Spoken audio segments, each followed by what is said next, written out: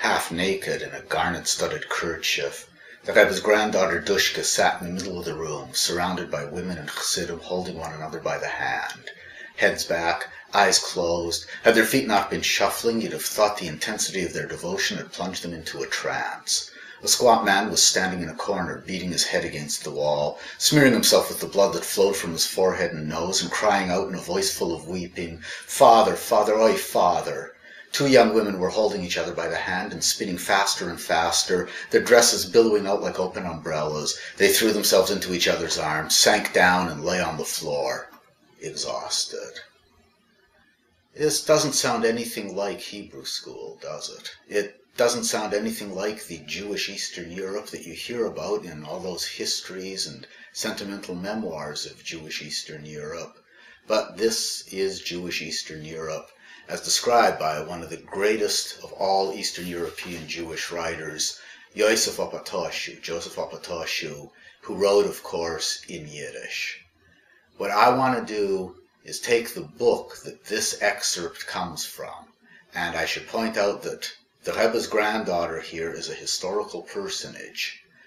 I want to take this book, called In Polische Wälder, in Jewish, in English, In the Forests of Poland, and I would like to put it into English, because this, if you ask me, who has sold more books about Yiddish than anybody else who you're ever going to see on YouTube, this is the single most important Yiddish novel of the 20th century.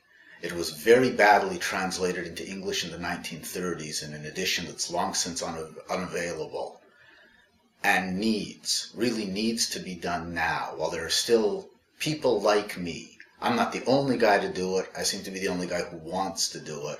Guys like me who grew up with people from Jewish Eastern Europe speaking Yiddish, who know something about the language and about the culture. What I want to do, once the money is raised, is translate this and put it online, where it will be available to anybody who wants to read it forever for free.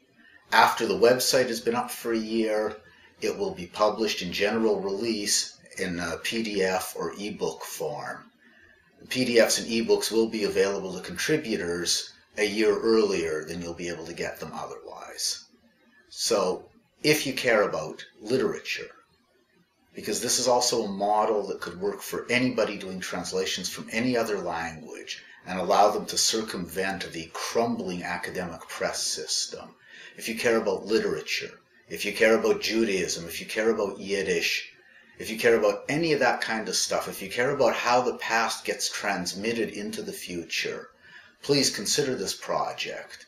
Like I said, it's only there to get the book out. All I'm trying to do is cover the time, the year it's going to take me to do it, and the necessary expenses.